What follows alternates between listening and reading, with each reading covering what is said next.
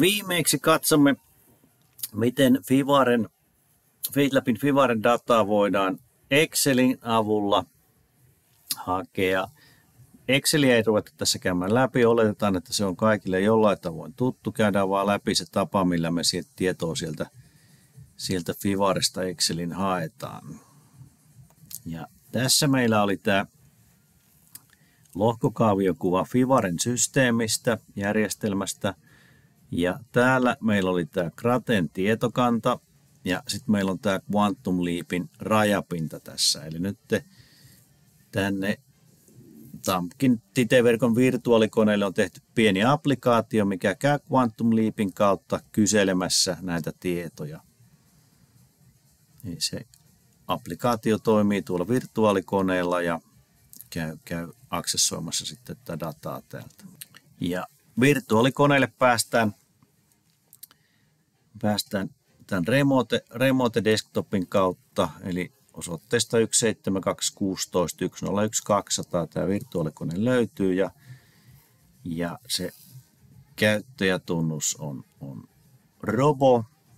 Ja nyt ketkä haluaa tätä kokeilla, niin tämä salasana ei ole tässä julkistettu, jotta se ei leviä. Niin ne, ketkä haluaa kokeilla tätä tiedonhaku Excelin, niin ottakaa yhteyttä Kari Naakkaan, niin sovitaan se salasanan käyttö sitten, niin sitten pääsette kokeilemaan. Mutta tätä kautta me päästään tuolle virtuaalikoneelle ja virtuaalikoneella meillä on siellä on desktopissa tämmöinen Quantum Leap-hakemisto, missä meillä on tämä Python-sovellutus, mikä sitä tietoa hakee ja sitten asetustiedosto, millä me määritellään, että mitä tietoa sieltä haetaan ja sitten meillä on näitä tiedostoja, CSV-tiedostoja, mitkä se hakuapplikaatio on sitten luonut, missä ne tiedot sijaitsee. Eli tässä on tämmöinen virtuaalikone ja täällä on sitten tämmöinen Quantum Leap-hakemisto. Eli tämä init.json-tiedosto on sellainen tiedosto, missä me määritellään se haettavat tiedot ja sitten se talletetaan johonkin CSV-nimiseen tiedostoon, mikä määritellään tuossa init.jsonissa.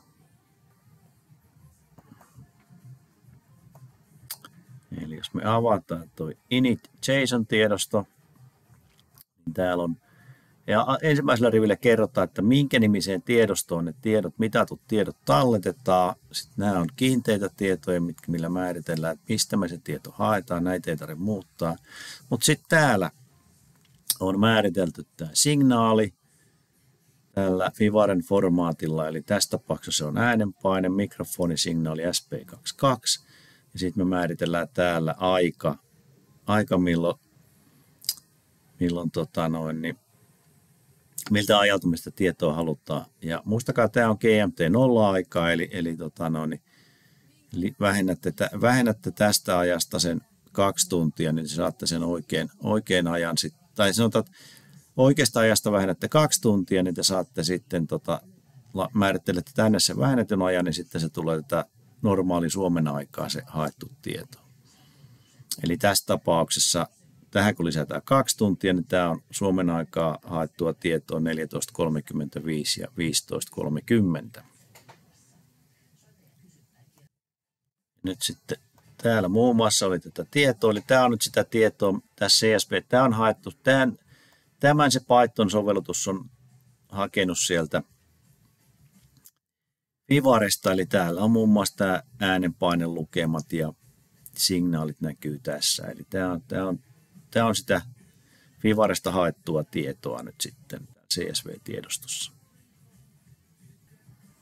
Ja periaatteessa tiedonhaku voi käynnistää tuplaklikkaamalla tätä Quantum Leap Client PY-tiedostoon, mutta jos tulee virheitä, niin me nähdään, kun me ajetaan se tuossa komentoikkunassa, nähdään ne virheet sitten helpommin.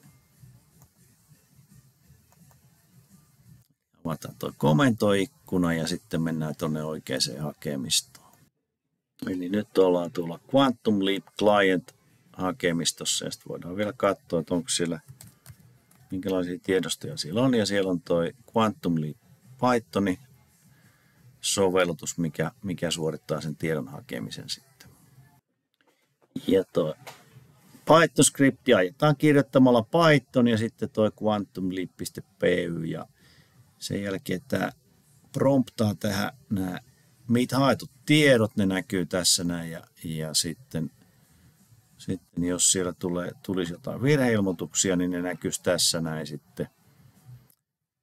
Tässä näin niin mistä voisi ehkä korjata sitten, jos meillä on jotain virhe. Mutta nyt me tästä nähdään, että tämä Python-skripti on hakenut tiedot ja tallettanut ne tiedostoon.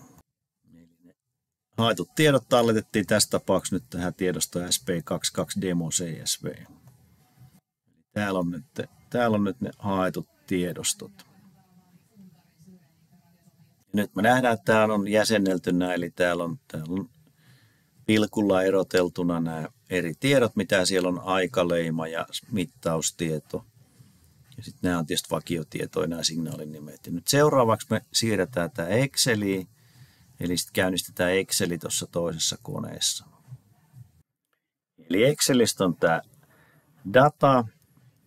Painikkeen toiminnan alla löytyy tämmöinen, että voidaan tuoda tietoja teksti kautta CSV-formaatissa ja nyt se ne tiedothan oli sillä CSV-formaatissa, niin me tuodaan nyt tämän Excelin datan tuontiominaisuuden kautta nämä tiedot, mitatut tiedot tänne Exceliin.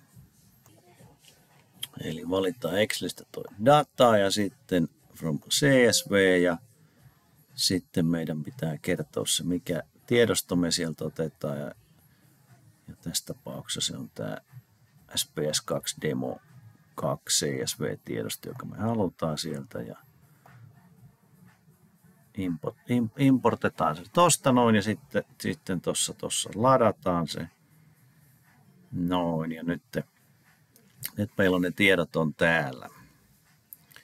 Ja riippuen nyt teidän Excel-versiosta, niin tämä on mahdollista, että te olisitte pystyneet tuon pisteen muuttamaan tuossa, koska Excel riippuu kieliversiosta, mutta Excel yleensä käyttää pilkkua desimaalierottimena, eli me ei tarvitse tämä muuttaa tässä näin nyt.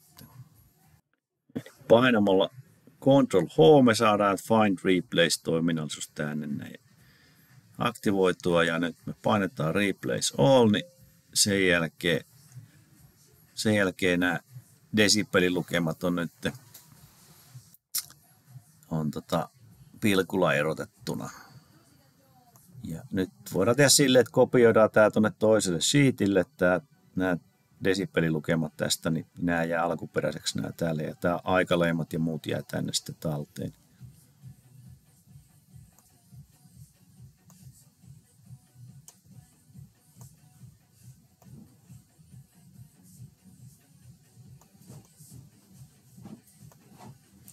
Noin, nyt meillä on täällä nämä lukemat kopioituttuna tällä toisella sheetillä. Sitten valitaan nämä desibelilukemat täältä. Ja nyt jos halutaan vaikka sitten tämmöinen aikasarjakuva ja piirtää, niin mehän löydetään se täältä Excelistä tuolla, missä on noita visualisointitapoja. Eli täällä on muun muassa nämä koordinaatistot, käyrien piirrot. Eli valitaan täältä tänne peruskoordinaatisto. Ja nyt se rakenti meille tähän tämän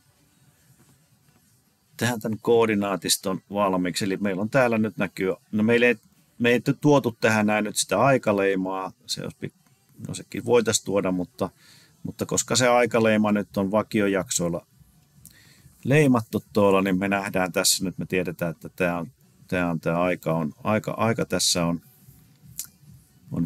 vakiojaksonen. Sitten voidaan vähän vaikka siistiä tätä laittaa tähän otsake tähän käyrään. Tämähän tarkoittaa nyt desibelilukemia, eli täällä on desibelit täällä Y-akselilla ja tässä tosiaan on aika. Voidaan vaikka vähän viritellä täällä, eli voidaan antaa nimet näille signaaleille. Ja sitten saa se näkyvi, kun me käydään tuolta täällä valitsemassa näitä näytettäviä asioita. Eli jos me laittaa tuo Legend päälle, niin se näyttää, että tämä on nyt SP22 mittaussignaali tuossa. Ja nyt jos verrataan, tämä oli sillä itse tehdyllä FeedLabin käyttöliittymällä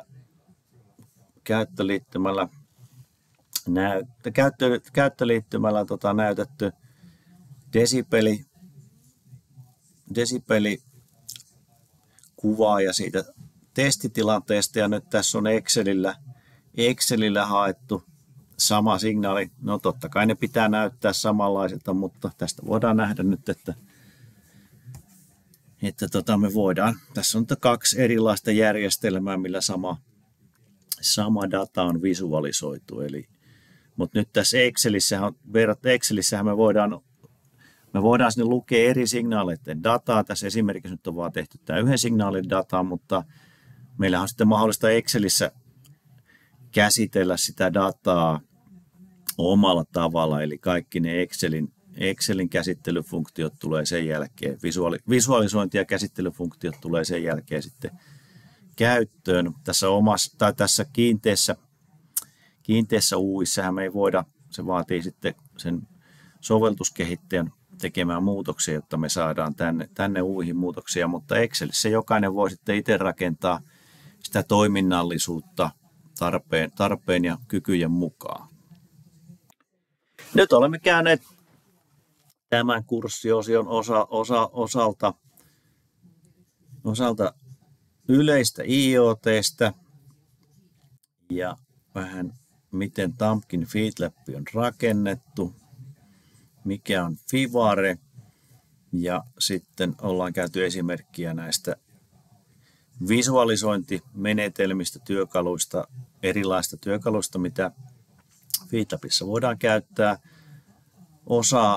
Osa näistä visualisointityökalusta voidaan vaikuttaa itse, määritellä mitä me halutaan nähdä, ja sitten esimerkiksi tuo Thumbkin FeedLabin Fivare UI, niin se on kiinteä, eli siellä on ne toiminnallisuudet, mitä siellä on olemassa, mutta Grafana:n ThinkSboardin Excelin kanssa käyttäjät voivat itse rakentaa haluttua visualisointia ja mahdollisesti sitten siihen dataa vielä datan käsittelyä omaa toiminnallisuutta.